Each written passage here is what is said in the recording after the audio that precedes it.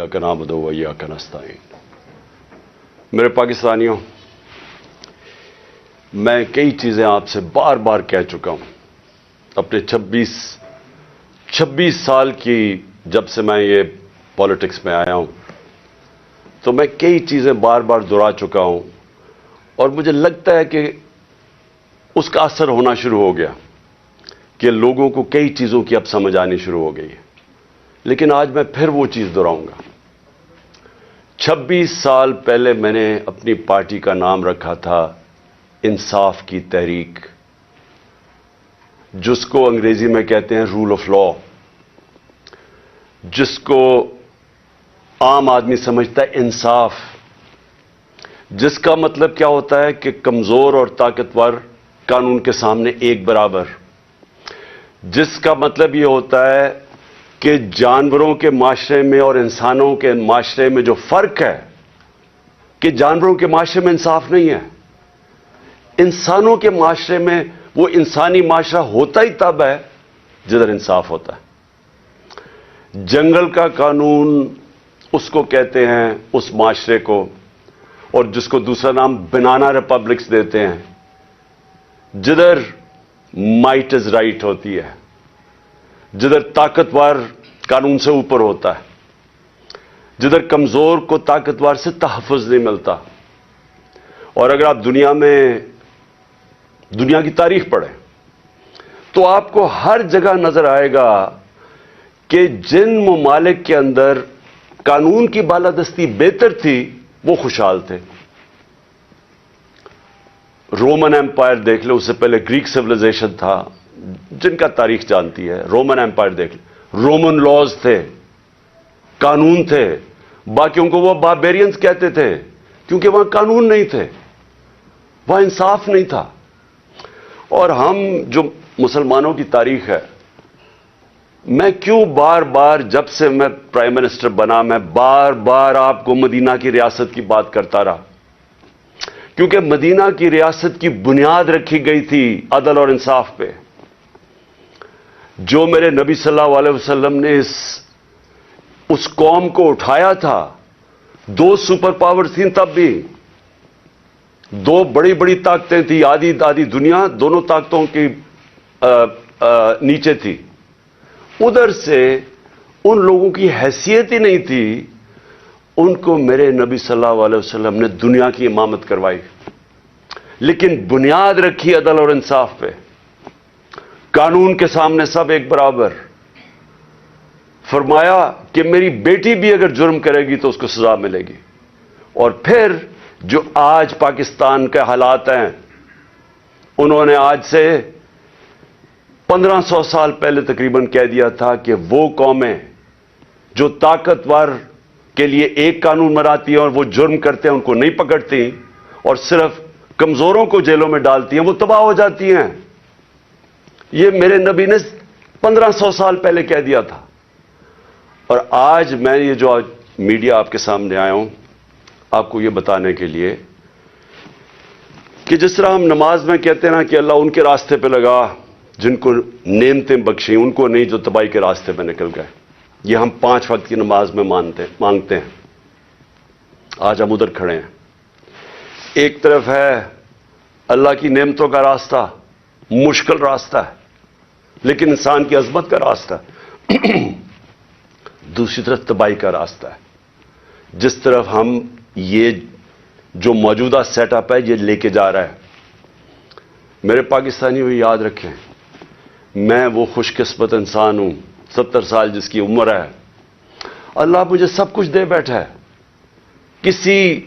कोई इतना खुशकिस्मत नहीं, मैं उसका बार बार शुक्र अदा भी करूं तो वो काफी नहीं है। किसी इंसान को इस मुल्क में अल्लाह ने इस तरह की इज्जत नहीं दी। हुकूमत से इन्होंने साजिश के तहत मुझे बाहर निकाला तो आप लोगों ने लाखों की तादाद में सड़कों पर निकले। किस प्राइम मिनिस्टर को आज तक इस तरह की इज्जत मिली है? और हुकूमत के बाहर पब्लिक के अंदर मैं निकला तो जिस तरह की इज्जत आपने मुझे दी, किसको मिली आज तक? कौन से प्राइम मिनिस्टर को मिली? तो उसके लिए वजारत उज़्मा क्या चीज है? इससे बड़ी चीज क्या है कि कौम उसकी इज्जत करती है। तो میں آج آپ کے لیے یہ کہنا چاہتا ہوں کہ دیکھیں، یہ آپ ایک بڑے خطرناک موڑ پہ کھڑے ہیں۔ اگر میری قوم میری آواز آج سن کے آپ جو اللہ نے ہمارے اوپر حکم دیا ہوا ہے جہاد کا، جہاد ہے کیا؟ پہلے میں یہ بھی کلیئر کر دوں، ظلم کے سامنے اور نا انصافی کے سامنے کھڑا ہونا جہاد ہے۔ اللہ نے ہمارے پہ فرض کیا ہوا ہے۔ کیوں کیا ہوا ہے؟ ہماری بہتری کے لیے۔ جو قومیں رائے حق پہ کھڑی ہوتی ہیں اور انصاف کے لیے کھڑی ہوتی ہیں وہ آزاد ہو جاتی ہیں، اور انصاف کے بعد ہی خوشحالی آتی ہے۔ پہلے مدینہ کی ریاست میں عدل اور انصاف آیا، پھر خوشحالی آئی۔ نیلسن منڈیلا جو موجودہ بڑا ایک لیڈر میں مانتا ہوں، اس نے بڑی پتے کی بات کی۔ اس نے کہا اگر تم نے غربت کم کرنی ہے تو پہلے انصاف لے کے آؤ۔ چائنا نے دنیا کی تاریخ میں کبھی کسی قوم نے غربت کم نہیں کی جو چائنا نے کی ہے۔ 70 کروڑ لوگوں کو پچھلے 30-35 سال میں غربت سے نکال لیا انہوں نے، اور اسی قوم نے 450 وزیروں کو کرپشن کے اندر جیل میں ڈالا۔ یعنی طاقتور وزیروں کو انہوں نے قانون کے نیچے لے کے آئے۔ تو جو خوشحالی ہوتی ہے وہ انصاف کے ساتھ ہوتی ہے۔ حضرت علی کا قول ہے کہ کفر کا نظام چل جائے گا لیکن ظلم اور ناانصافی کا نظام نہیں چل سکتا۔ جدھر ہم جا رہے ہیں یہ نظام نہیں چل سکتا اور نہیں چل رہا۔ آج پوچھیں لوگوں کے حالات۔ آج کون سی قیامت آئی تھی کہ اپریل میں ہماری حکومت گئی ہے؟ 65 روپے کلو آٹا تھا، آج 135 روپے پہ پہنچ گیا یا اس سے بھی اوپر۔ کون سی قیامت آئی تھی کہ بجلی دگنی ہو گئی ہے؟ پٹرول ڈیزل دنیا عالمی مارکیٹ میں تو ان کی تیل کی قیمت کم ہے۔ کون سی قیامت آئی کہ یہ قیمتیں ان کی آج ادھر پہنچ گئی ہیں؟ کسانوں سے پوچھے کون سی قیامت آئی ہے کہ یوریا دگنا ان کو دے رہا۔ 60 ارب روپیہ کسانوں نے صرف گندم کی فصل کے لیے یوریا پہ ایکسٹرا خرچ کیا ہے ہمارے دور سے۔ تو کیا ہوا پاکستان؟ یعنی ہماری حکومت جانے سے اب تک یہ کیا ہوا کہ بجلی آج دگنی ہو گئی ہے؟ بجلی کے بل لوگوں سے پوچھیں، آج عوام سے پوچھیں تو صحیح ان کے حالات کیا ہیں، اور ابھی مزید اور مہنگائی آنے والی ہے۔ لیکن جو اس ملک کے طاقتور ڈاکو تھے انہوں نے اربوں روپے کے اپنے کرپشن کے کیسز ختم کروا لیے۔ 1100 ارب روپے کے اپنے کرپشن کے کیسز ختم کروا دیے اور قوم کو انہوں نے بھیج دیا تباہی کی طرف۔ آج ہمارا ملک، کبھی بھی ہمارے معاشی حالات ایسے نہیں تھے جو آج ہے۔ تو یہ کیوں ہے؟ سوال پوچھیں نا اپنے آپ سے، کیوں ہے؟ ہم سب سے زیادہ، میں پاکستانی، میں آپ کو بتاؤں جب میں مکہ گیا ہوں، مدینہ گیا ہوں، سب سے زیادہ مسلمان پاکستانی مجھے ملے وہاں۔ ہم یہاں تبلیغی جماعت کا اجتماع ہوتا ہے، 20 لاکھ لوگ جمع ہو جاتے ہیں، کیونکہ سارے یا عاشق رسول ہیں، اپنے دین میں ماننے والے لوگ ہیں۔ لیکن کیا وجہ ہے کہ ہم تباہی کے راستے پہ کھڑے ہیں؟ کیوں نہیں اللہ ہماری دعائیں کیوں نہیں سن رہا؟ کیونکہ اللہ نے کئی قانون بنائے ہوئے ہیں۔ سارے جتنے اللہ کے پیغمبر دنیا میں آئے تھے، سب ان کی دو میسیجز تھیں، صرف پیغام دو تھے: انصاف قائم کرو اور انسانیت، یعنی کمزور کی مدد کرو، جو کہ جانوروں کے قانون کے اندر کمزور کی سروائیول آف دا فٹسٹ ہے، کمزور مر جاتا ہے۔ انسانی معاشرے میں ہم اپنے کمزور طبقے کی مدد کرتے ہیں۔ جس کو پہلی دنیا کی تاریخ میں فلاحی ریاست بنائی تھی وہ مدینہ میں بنائی گئی تھی، انسانیت کا نظام آیا تھا۔ تو ہم اپنے آپ سے پوچھیں کہ آج وہ ملک جو خیرات دینے میں سب سے زیادہ ہے، میں اس کے سامنے ہوں، کبھی یعنی کہیں دنیا کے اندر کینسر ہاسپٹل کے اندر 75% مریضوں کا مفت علاج نہیں ہو سکتا، صرف پاکستان میں ہے۔ کیونکہ لوگ جب دیکھتے ہیں، جب کسی ادارے کو، جو خیراتی ادارے کے اوپر جب اعتماد کرتے ہیں، تو اس سے زیادہ کھلے دل کے لوگ ہی کوئی نہیں ہے۔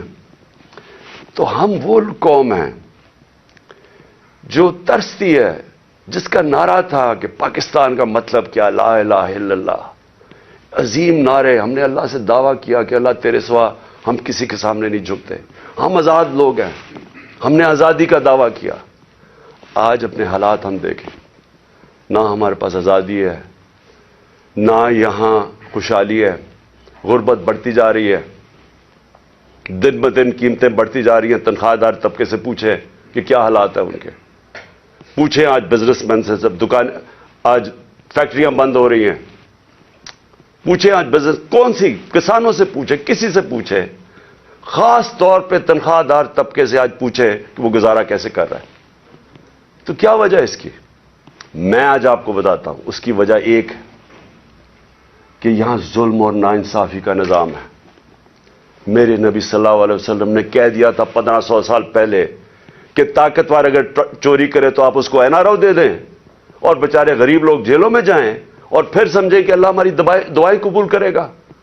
اور اس لیے جہاد اس نے ہمیں کہا ہے کہ ظلم کے سامنے کھڑے ہو، ناانصافی کو قبول نہ کرو. اور آج میں خاص طور پہ مخاطب ہوں اپنی پاکستان کی عدلیہ سے اور اس کے بعد پاکستان کی وکلا برادری سے. دیکھیں، اللہ نے آپ کے اوپر بہت بڑی ذمہ داری سونپی ہے. یہ وقت ہے آپ کا کہ آپ اس ملک میں رول آف لا کے لیے کھڑے ہوں. میں یہ آپ کو پورے ایمان سے کہتا ہوں کہ جس طرف یہ لے کے جا رہے ہیں ہمیں، کوئی مستقبل نہیں ہے اس ملک کا. جس طرح کے فیصلے کیے جا رہے ہیں، جس طرح کی انصاف کی اور قانون اور آئین کی دھجیاں اڑائی جا رہی ہیں، جس طرح وہ جنگل کا قانون نافذ کیا جا رہا ہے، اس طرح ہمارے ملک کا کوئی مستقبل نہیں ہے. پہلی دفعہ لوگوں کو خوف آنا شروع ہو گیا ہے. لوگ پاکستان سے امید ان کی چلی گئی ہے. 8 لاکھ لوگ ہمارے 7-8 مہینے میں پروفیشنلز، وہ طبقہ جو ایک ملک کی جان ہوتا ہے، وہ چھوڑ کے چلا گیا ہے. باہر لوگ سرمایہ کاری کے لیے نکل گئے ہیں کیونکہ امید جانی شروع ہو گئی ہے. تو اس لیے میں اپنے معزز عدلیہ، اپنے ججز سے اور اپنی وکلا کمیونٹی سے، میں آج آپ سے خاص طور پہ آج اپیل کر رہا ہوں اپنے ملک کی خاطر. میں پھر سے ریپیٹ کرتا ہوں کہ اللہ نے عمران خان کو جو دے دیا ہے، میں اپنی خوابوں میں بھی نہیں سوچتا تھا کہ وہ مجھے اس طرح کی عزت دے گا. اور انسان کیا چاہتا ہے دنیا میں؟ عزت ہی چاہتا ہے. انسان کے تو پیسے بناتا ہے عزت کے لیے، پاور میں آتا ہے عزت کے لیے. تو جب اللہ نے اتنی عزت دے دی ہے تو مجھے اور کیا مل سکتا ہے؟ میں صرف اس وقت آپ سب کے لیے کھڑا ہوں. میری جو ساری جد و جہد ہے وہ آپ کے لیے، اور آپ کو اس کے لیے سب کو کھڑا ہونا پڑے گا. میں سارے پاکستانیوں کو کہہ رہا ہوں، آپ اگر آج نہ کھڑے ہوئے، میں آپ کو یقین دلاتا ہوں کہ آگے اندھیرا ہے. میری آواز کیوں بند کرنے کی کوشش کی جا رہی ہے؟ کیوں وہ پولیس یہ فواد چودھری کو کیوں پکڑا ہے؟ کون سا جرم کیا اس نے؟ کوئی مجھے جمہوریت میں بتائے کہ یہ جرم ہوتا ہے کہ جو اس نے اس کو منشی کہہ دیا، اس کو چیف الیکشن کمیشن. کبھی اس کے اوپر بھی کسی جمہوریت میں پکڑا جاتا ہے؟ اعظم سواتی کا کیا قصور تھا؟ کیا اس نے کہہ دیا کہ جناب ایکس آرمی چیف نے NRO 2 دے دیا؟ تو یہ سینیٹر ہے، اس کی رائے ہے. یہ باقی اس ملک کی اکثریت سمجھتے ہیں کہ ٹھیک ہے.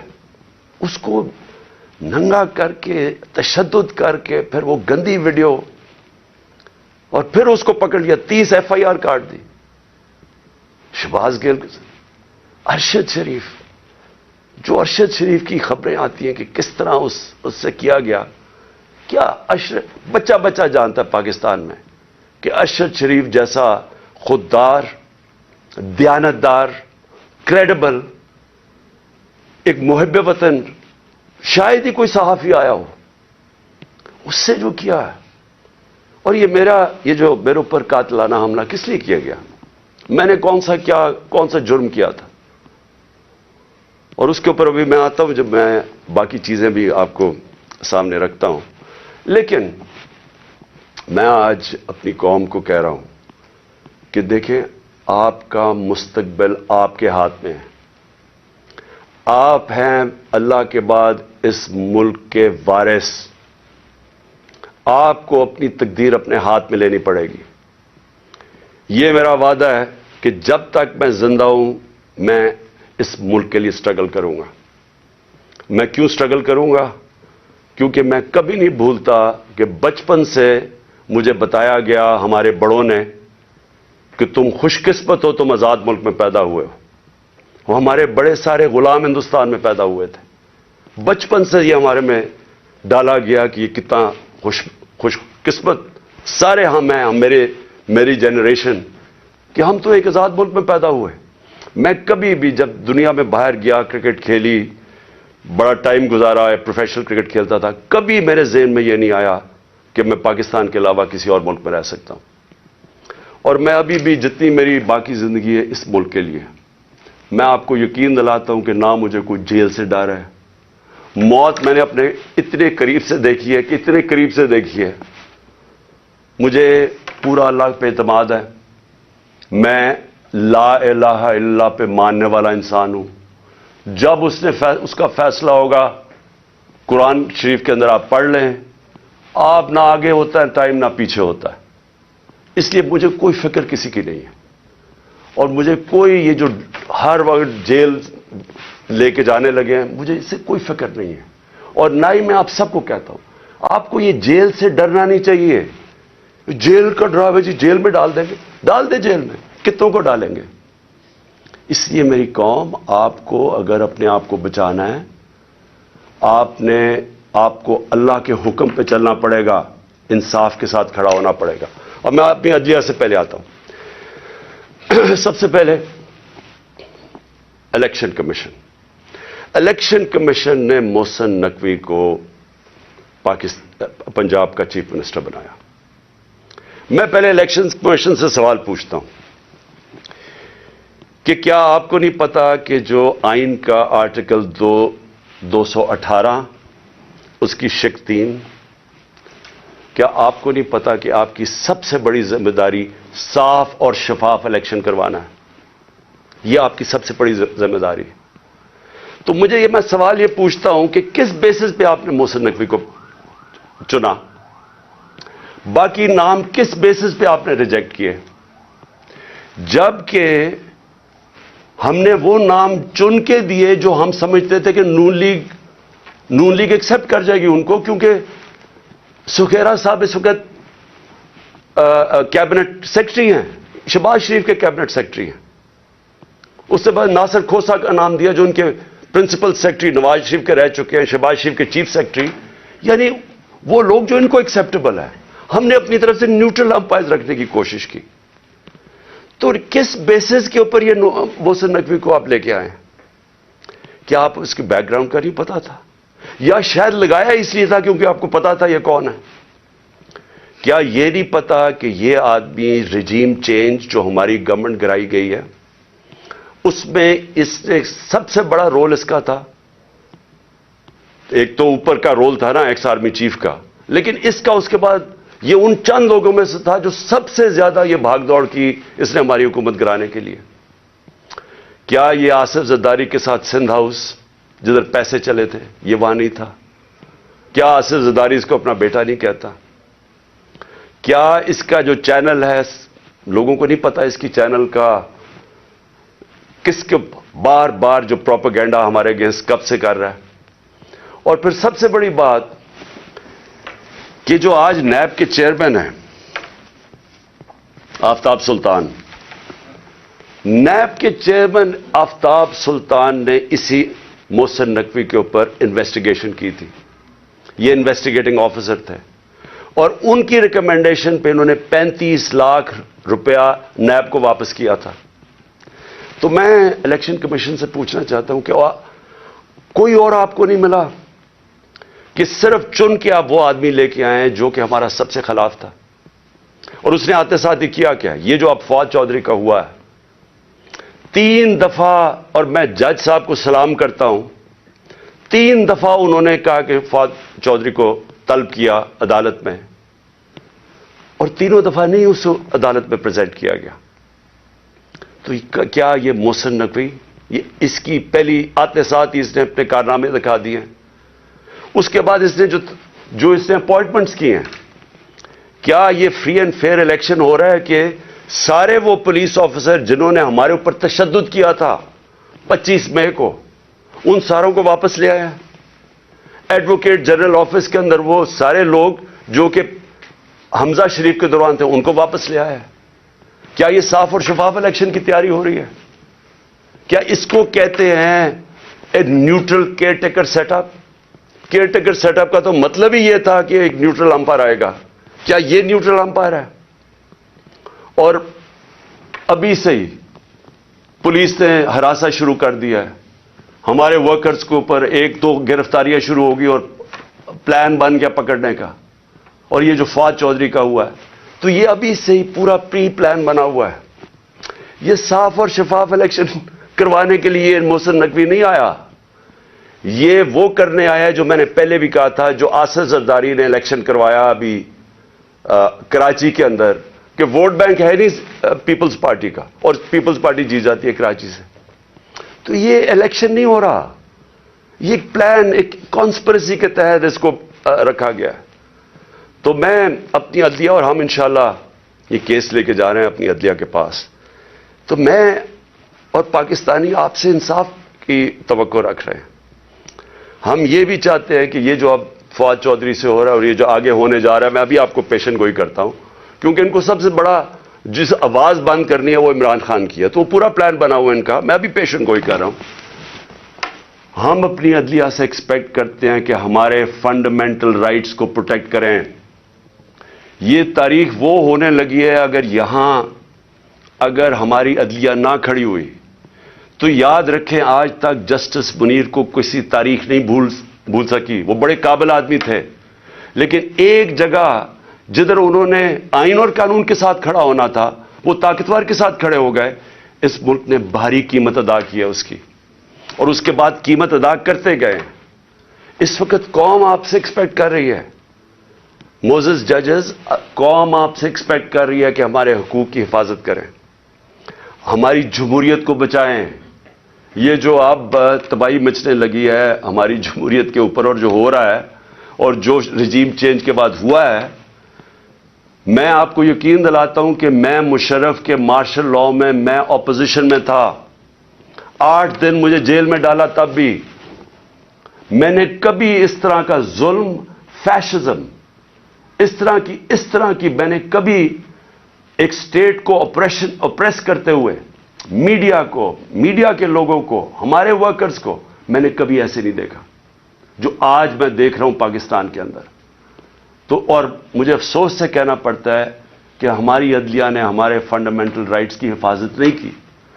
اگر کی ہوتی تو آج یہی وہی جو 25 مئی والے وہ آفیسرز جنہوں نے تشدد کیا تھا, 3 بجے رات کے لوگوں کے گھروں میں گھس کے انہوں نے لوگوں کو پکڑ کے جیلوں میں لے کے گئے تھے, ظلم کیا تھا, لوگوں کو امبیرس کیا تھا. آرٹیکل 14 کانسٹیٹیوشن کا ہماری ڈگنیٹی, ہماری عزت پروٹیکٹ کرتا ہے. انہوں نے سارے لوگوں کو نہ چادر اور چار دیواری کا سوچا, نہ قانون کا سوچا, ظلم کیا. وہ آج آفیسر پھر واپس آ گئے. ہمارے پاس سوائے عدلیہ کے جانے کا کون سا راستہ ہے؟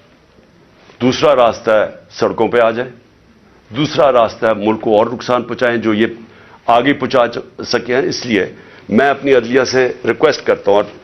اور پھر میں ذرا 2-3 اور چیزیں بتا دوں. جے آئی ٹی, اب جے آئی ٹی بنی تھی, میرے اوپر قاتلانہ حملہ ہوتا ہے. پہلے تو 16 دن کچھ ہوتا ہی نہیں ہے, نہ کوئی انویسٹیگیشن. پولیس FIR کاٹ کے دیکھ دیتی کہ صرف ایک شوٹر تھا اور دینی انتہا پسند نے اٹیک کیا تھا, جو میں پہلے سے ہی سپٹمبر اور اکتوبر میں نے کہہ دیا تھا کہ میرے اوپر واردات ہونے والی ہے اور نام لیں گے دینی انتہا پسند کا. پوری کانسپریسی بنی ہوئی مجھے قتل کرنے کی. میں پہلے کہہ بیٹھا تھا, مجھے پتا بھی تھا اس کے پیچھے کون ہے, اور میں نے ان کے جیسے ہوا میں نے ان کے نام لیے.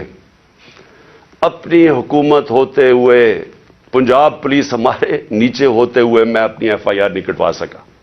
اور مجھے پتا ہے میں کیوں نہیں کٹوا سکا, کیونکہ دوسری طرف طاقتور لوگ تھے.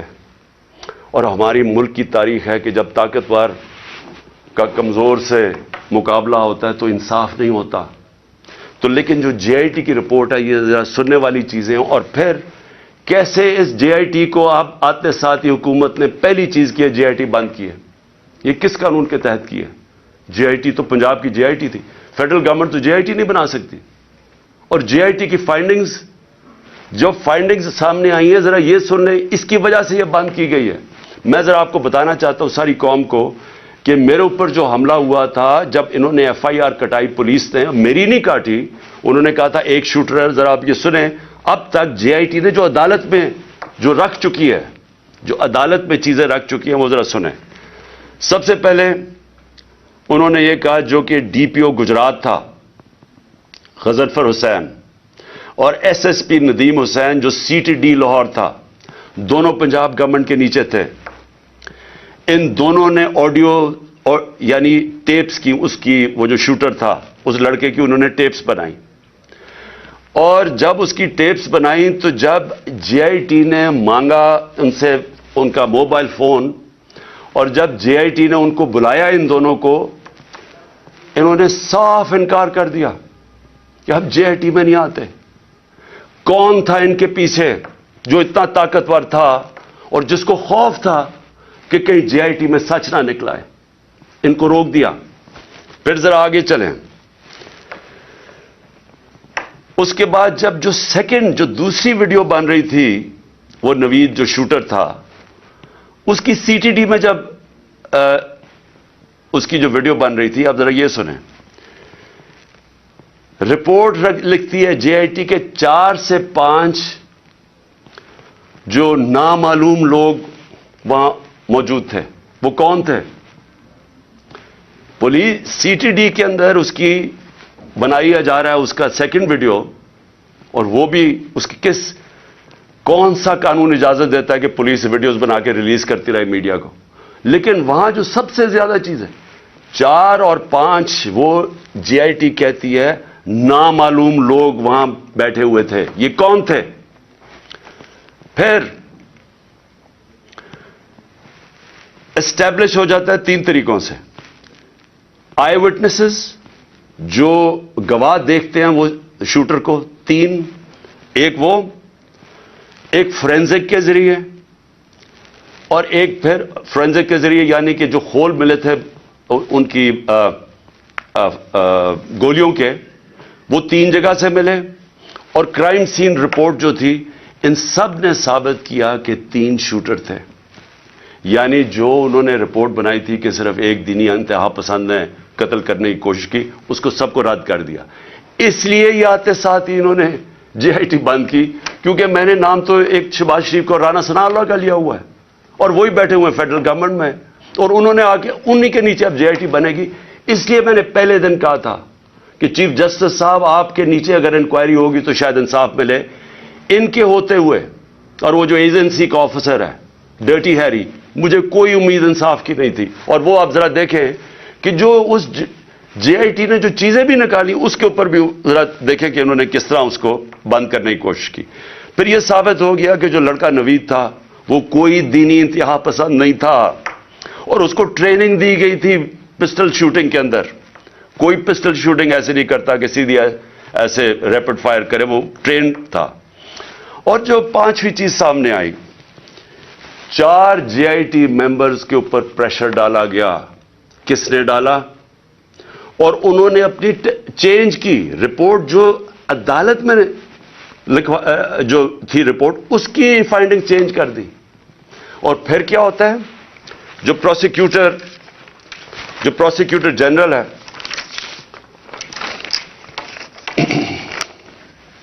جو انڈیپینڈنٹ انکوائری کرتا ہے, ان 4 لوگوں کے اوپر جو اپنے چینج کرتے ہیں رپورٹ, یہ 4 جے آئی ٹی ممبرز اپنی رپورٹ چینج کرتے ہیں. انڈیپینڈنٹ انکوائری کنڈکٹ کی جاتی ہے پروسیکیوٹر جنرل آف پاکستان, وہ ان کے اوپر انڈیپینڈنٹ انکوائری کنڈکٹ کرتا ہے, اور وہ کنفرم کرتا ہے, prosecutor general of Pakistan confirm کرتا ہے کہ انہوں نے اپنی غلط ٹیسٹ اپنی بدلی. 3 شوٹرز تھے, اور اس نے ریکمینڈ کیا کہ ان کے اوپر کرمنل پروسیڈنگز کی جائیں. کہ انکوائری کو سیبوٹاج کرنے کے لیے جو 4 جے آئی ٹی ممبرز نے جنہوں نے چینج کیا ہے. تو میرا سب سے بڑا سوال یہ ہے کہ آتے ساتھ ہی پنجاب گورنمنٹ جب سے یہ آیا ہے, انہوں نے سب سے پہلے کیوں انہوں نے اسٹڈی کر لیتے, دیکھ تو لیتے کہ جے آئی ٹی رپورٹ میں کیا فائنڈنگز ہیں, بڑی تفصیل میں انہوں نے فائنڈنگز دی ہوئی ہیں. آتے ساتھ ہی اس کو کیوں بند کیا؟ اور پھر جو سب سے زیادہ کام کر رہا تھا, پہلے تو یہ 4 بھگا دیے, جو سب سے زیادہ کام کر رہا تھا, میں اس کا نام دیتا ہوں, وہ بڑا مجاہد, اس طرح بھی ماشاءاللہ ایسے لوگ تھے, انہوں نے آتے ساتھ ہی یہ جو محسن نقوی نے اور کیا کام کیا کہ اس نے جو لڑکا جو سب سے زیادہ کام کر رہا تھا, اس کا میں نام اس لیے بتانا چاہتا ہوں کیونکہ سعید انور شاہ, یہ انویسٹیگیٹنگ آفیسر تھا جس نے کھڑا ہوا اور جس نے عدالت کے اندر چلان دیا, انہوں نے آتے ساتھ ہی اس کو سسپینڈ کر دیا. تو میں اس سے کیا مجھے نظر آتا ہے, اس سے مجھے نظر آتا ہے کہ اگر کسی کو بھی شک بھی تھا کہ اس کے پیچھے طاقتور لوگ تھے جنہوں نے یہ سارا پلان کیا ہے, وہ شک ساروں کے دور ہو جانے چاہیے.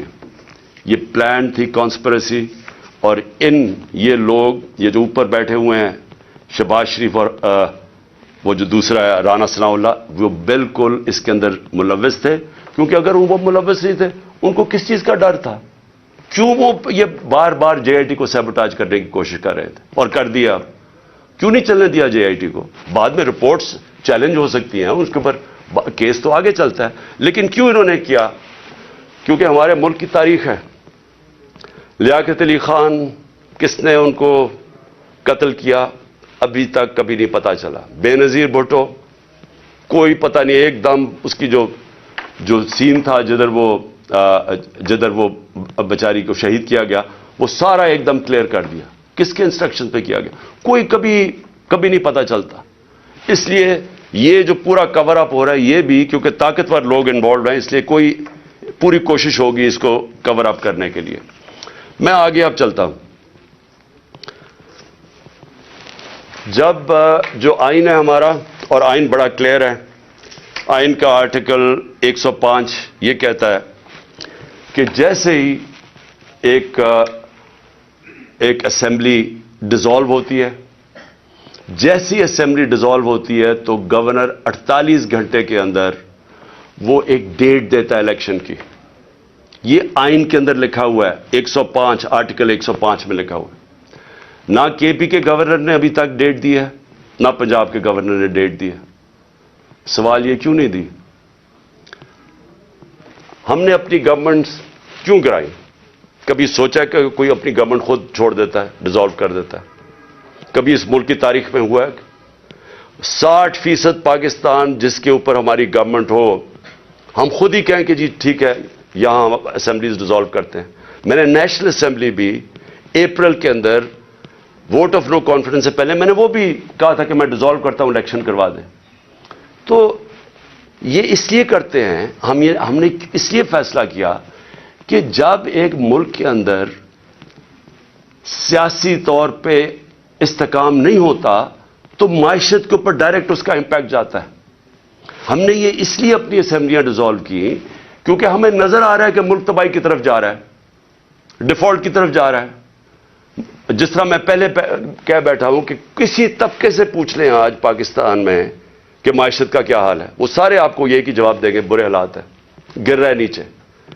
تو ہم نے اس کو اس لیے اپنی گورنمنٹس کی قربانی دی کہ ہم یہ سمجھتے ہیں کہ اگر ہم نے اس ملک کو اٹھانا ہے واپس تو سب سے پہلے صاف اور شفاف الیکشنز کی ضرورت ہے. صاف اور شفاف الیکشنز کا مطلب پولیٹیکل سٹیبلٹی.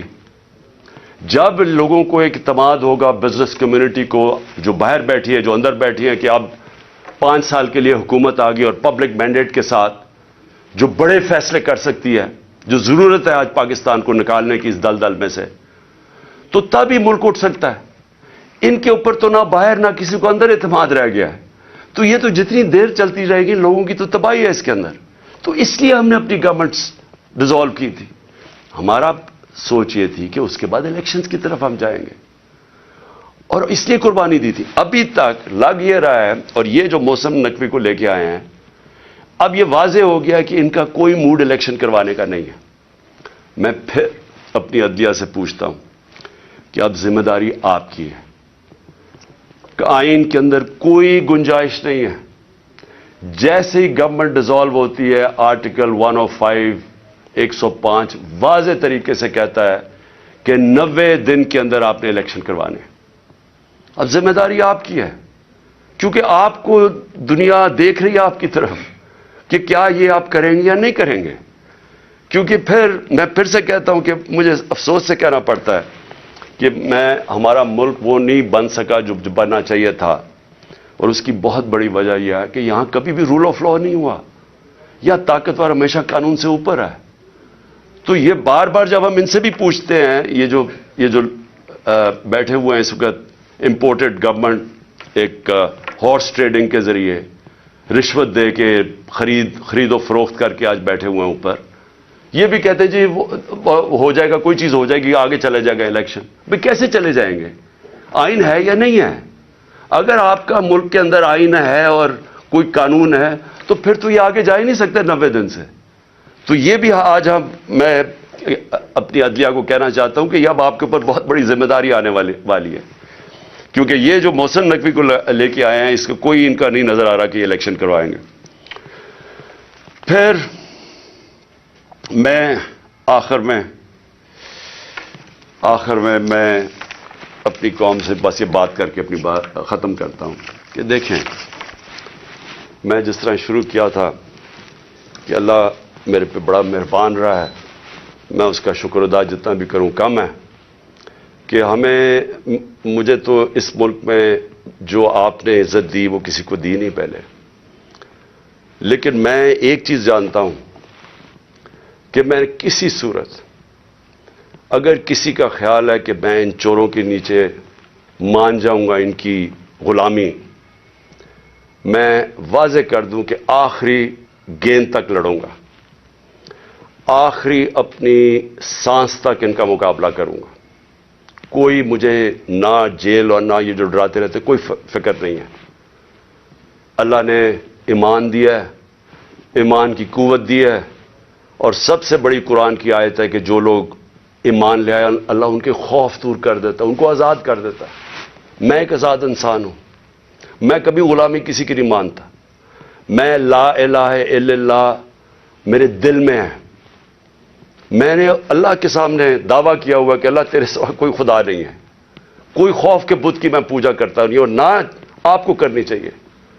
کیونکہ میں ایک مثال دیتا ہوں ہمیشہ لوگوں کو, کیونکہ اسلام کی تاریخ آپ پڑھیں تو جو سب سے دردناک اور تکلیف دہ واقعہ وہ ایک ہی ہے, جس طرح حضرت امام حسین کی شہادت ہوئی. اور میں ہمیشہ یاد کراتا ہوں لوگوں کو کہ کوفہ کے لوگوں کو انہوں نے تو بلکہ دعوت دی تھی امام حسین کو, ان کو پتا تھا وہ راہ حق پہ ہے, ان کو پتا تھا کوفہ کے لوگوں کو, لیکن یزید کے خوف کے ظلم کے خوف کی وجہ سے انہوں نے اتنا بڑا سانیہ ہونے دیا اسلام میں. آپ بھی یہ خوف کا بت توڑ دیں, میری طرح آزاد ہو جائیں اور کسی صورت ان کو نہ قبول کریں. مجھے جو صرف ایک افسوس ہے کہ میں جب سیاست شروع کی تھی 26 سال پہلے تو میں یہ سمجھتا تھا کہ دو طرح کے طبقے پاکستان میں ہیں. ایک وہ طبقہ ہے چھوٹا سا جو اس ملک کا پیسہ چوری کر کے باہر لے جاتا ہے, ان کے پاس اربوں ڈالر باہر پڑے ہیں, بڑے بڑے پراپرٹیز, مے فیئر سب سے مہنگے علاقے میں لنڈن میں پراپرٹی ہے, بیٹا ون ہائیڈ پارک وہ سب سے مہنگا علاقہ ہے, آف شور اکاؤنٹس میں ان کے پیسے پڑے ہوئے ہیں. تو میں ان کو تو پاکستان نیچے جاتا ہے ان کو کیا ہوگا, جب مشکل پڑتی ہے جہاز پکڑ کے باہر چلے جاتے ہیں. تو ایک ایسا طبقہ چھوٹا سا بیٹھا ہوا ہے, ہر وقت پیسہ اس ملک سے چوری کر کے باہر لے جاتا ہے. ٹیکس اور بزنس مین ہے, ٹیکس چوری کیا وہ باہر. ریل اسٹیٹ کے اندر بیٹھے ہوئے لوگ جیسی پیسہ بنتا ہے حوالے ہنڈی سے پیسہ باہر. تو ان کو کوئی تکلیف نہیں ہے کہ پاکستان نیچے جاتا یا نہیں, ان کو تکلیف نہیں ہے کہ ہم غلامی کریں, کبھی کسی کی غلامی جو آج تک کرتے آئے ہیں ان کو فکر نہیں ہے, کیونکہ ان کا سٹیک پاکستان میں نہیں ہے. اور اس لیے میں ان کے خلاف نکلا تھا آج سے 26 سال پہلے, اور اس لیے جب تک میرے میں سانس ہے میں ان کا مقابلہ کروں گا. لیکن ایک دوسرا طبقہ جن کا جینا مرنا پاکستان میں ہے، وہ اکثریت اس ملک کی عوام ہے، اور اس ملک کے وہ ادارے ہیں، وہ ادارہ جس کو پتا ہے کہ اگر یہ ملک کی معیشت نیچے جاتی ہے تو سب سے پہلے نقصان اس ادارے کا ہے۔ آج سری لنکا کے اندر IMF نے حکم دیا سری لنکا کو کہ اپنی جو سری لنکا کی فوج ہے اس کا آدھا کرو۔ مصر کے اندر IMF نے حکم دیا ہے کہ اپنے فوج کی فضول خرچیاں کم کرو۔ تو کیا وہ جب ہم جو یہ امپورٹڈ حکومت ہمیں اپنے گھٹنوں پہ لے آئی ہے، اپریل میں پاکستان کدھر کھڑا تھا، صرف اکنامک سروے آف پاکستان آپ دیکھ لیں، اور آج کدھر ہے؟ تو کیا وہ جو اب ہمارے سے قیمت ادا کریں گے، کیا ہماری طرح کے جو سمجھتے ہیں کہ ہم ایک آزاد ملک میں رہنا چاہتے ہیں، کیا ہماری آزادی خطرے میں ہوگی یا نہیں؟ تو میں یہ ہمیشہ سمجھتا تھا کہ یہ ادارے کبھی بھی ان لوگوں کے ساتھ نہیں ہوں گے جو یہ ملک کا پیسہ چوری کر کے باہر لے کے جاتے ہیں۔ اور مجھے بڑا افسوس سے کہنا پڑتا ہے کہ ہماری حکومت ہٹا کے ان لوگوں کو بیک کیا گیا جو اس ملک کو 30 سال سے لوٹ رہے تھے۔ چھوڑیں کہ میں کیا کہتا ہوں، صرف انٹرنیشنل میڈیا ان کے متعلق کیا کہتا ہے۔ آج تو ٹیلی فون ہے، اپنا گوگل کر لیں کہ ان دونوں بڑے خاندانوں کے اوپر انٹرنیشنل میڈیا کیا کہتا ہے۔ ان کے خلاف ہماری اسٹیبلشمنٹ نے، ہماری ایجنسیز نے کیا کیا چیزیں نکالی ہوئی ہیں ان کی چوری کے اوپر۔ تو مجھے حیرت یہ ہوئی کہ رجیم چینج کے بعد ان کے ساتھ کیسے کھڑے ہو گئے، وہ ادارہ جس کا سب سے زیادہ سٹیک ہے کہ پاکستان ایک طاقتور ملک بنے، کہ اگر ایک ملک کی معیشت نیچے جاتی ہے تو ہمیں سوویت یونین کی مثال ہے کہ وہ ملک ٹوٹ گیا، تکڑی ترین فوج تھی لیکن ملک ٹوٹ گیا کیونکہ معیشت نیچے چلی گئی۔ تو ان کے نیچے جو انہوں نے 30 سال سے یہ ملک سے کر رہے ہیں، مجھے ابھی تک نہیں سمجھ آ رہی کہ کیسے وہ ادارے ان کے ساتھ کھڑے ہو گئے۔ میں آخر میں اپنی ساری قوم کو کہنا چاہتا ہوں کہ اپنی تقدیر اپنے ہاتھ میں لیں۔ آپ کا مستقبل، آپ کے بچوں کا مستقبل آپ کے ہاتھ میں ہے۔ آپ یہ اگر ظلم نہ، آپ کے پاس اب 2 راستے آ گئے، ایک تباہی کا راستہ ہے، ایک مشکل راستہ ہے، جدوجہد کا راستہ ہے، لیکن پاکستان کی عظمت کا راستہ ہے، اور مجھے امید ہے کہ آپ صاحب صحیح فیصلہ کریں گے۔